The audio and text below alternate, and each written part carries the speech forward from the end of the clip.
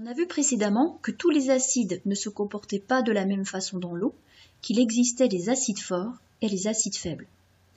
Ce chapitre va nous permettre d'étudier plus en détail les couples acides faibles, bases faibles.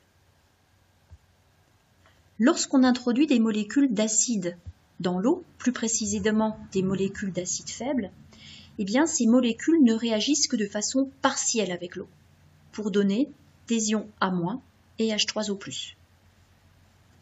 La réaction AH plus H2O qui donne A- plus H3O+, est donc limitée. Et lorsqu'on attend suffisamment longtemps, un équilibre chimique est atteint, équilibre pour lequel la concentration en molécules d'acide reste encore élevée. Voilà pourquoi l'équation d'un acide faible avec l'eau s'écrira toujours avec une double flèche.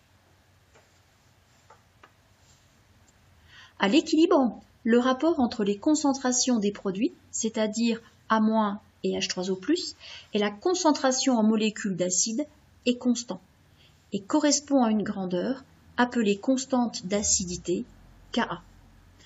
Plus le Ka est faible, moins la concentration des produits est importante, et donc plus la réaction est limitée. En clair, plus le Ka est faible, plus l'acide est faible. Comme cette constante Ka peut avoir des valeurs très faibles, on utilise souvent une autre grandeur. Plus précisément, on change d'échelle et on passe à une échelle logarithmique. Voilà pourquoi on définira aussi la grandeur pKa qui est égale à moins log de Ka. Et dans ce cas, plus le pKa est élevé, plus l'acide est faible. Chaque couple acide-base possède alors un pKa. Et pour comparer la force des acides entre eux, on compare alors la valeur de leur pKa. À noter que pour un acide fort, le pKa vaut 0. Établissons maintenant un lien entre le pH et le pKa. Pour cela, reprenons la définition de la constante d'acidité Ka et intercalons la fonction moins log décimale. Avec la propriété mathématique log de AB égale log de A plus log de B, on peut décomposer l'expression de droite. Deux termes, moins log de A- sur AH, et un deuxième terme, moins log de H3O+.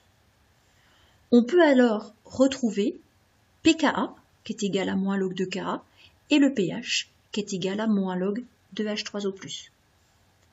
Ainsi, on peut écrire pH égale pKa plus log de A- sur AH.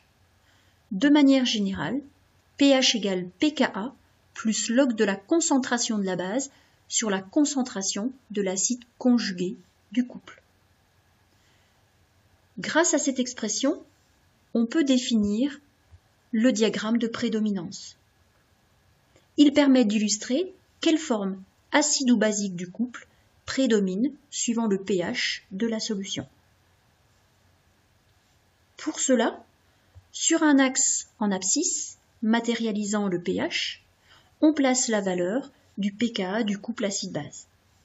Si le pH de la solution est inférieur à pKa, alors c'est la forme acide du couple qui prédomine.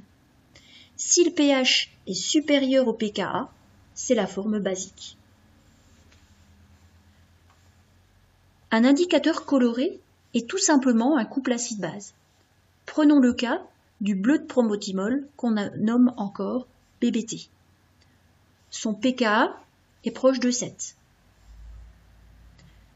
Si on prend une solution dont le pH est plus petit que le pKa, le BBT apparaît jaune. Car pour pH inférieur à pKa, la forme acide prédomine et la forme acide est jaune.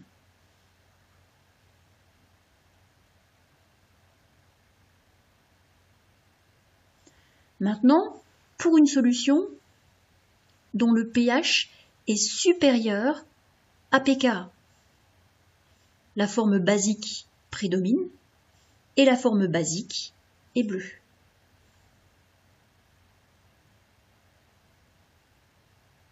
Revenons en arrière, retrouvons pH qui est égal à pKa, le BBT est vert car dans ce cas, forme acide et basique coexistent et le mélange bleu plus jaune donne du vert. Avec la phénylphtaléine, on retrouve le même phénomène.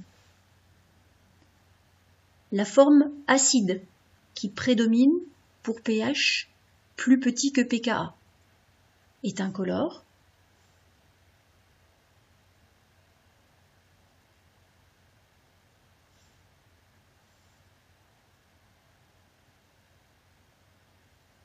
La forme basique qui prédomine pour pH supérieur à pKa est rose.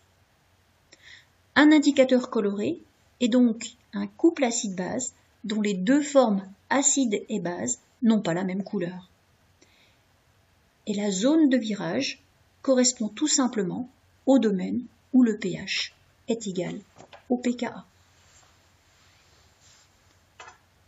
Étudions maintenant l'importance du contrôle du pH. La pepsine est une enzyme sécrétée dans l'estomac qui décompose les protéines en peptides afin d'être digérées.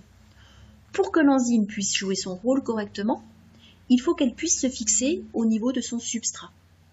Mais la forme de l'enzyme ou du substrat dépend du pH, et la fixation n'est possible, on l'a vu, que pour un pH optimal qui était proche de 2.